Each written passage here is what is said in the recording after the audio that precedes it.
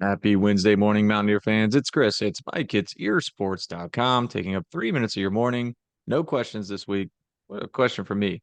But I want to give you topic here, Mike, where we try to give our own answers because there's been a little bit of talk lately about some on-field rule changes. Neil Brown again advocating for um, headsets and being able to talk with his players via the headset through the helmet instead of communicating through 16 different hand signals with people wearing different colored shirts. And then obviously a lot of rule changes before last season with the clock calling consecutive timeouts, et cetera, et cetera.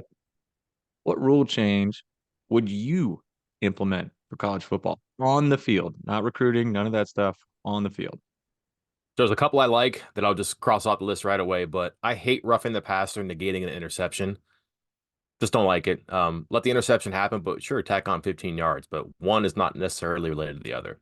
I like the idea of getting rid of onside kicks. They're dangerous, right? We've done everything to make kickoffs less exciting.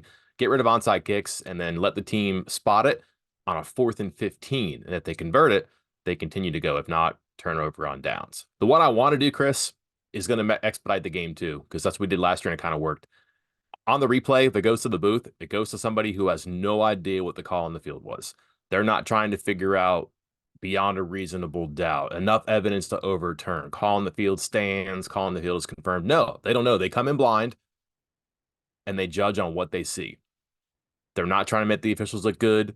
They're not trying to be subjective about this, but they come in, they have no idea. Here's a play. You have 2 minutes. What's the outcome?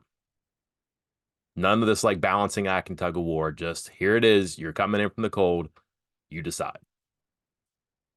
And I'm going to come back to that because I love it. Because I'll just throw my rule change out, which I think people have been calling for across all levels of football, is the fumble through the back of the end zone, immediately turning into a turnover to the other team. Just take it back to the 20, and you got the ball there. But your rule change, I love it because it's kind of related to that. Remember when in the NFL where they said, "Hey, you can review pass interference penalties for that one season," and it was a disaster because no refs wanted to admit that they were wrong, that they made the wrong call on the field, and it just turned into a disaster.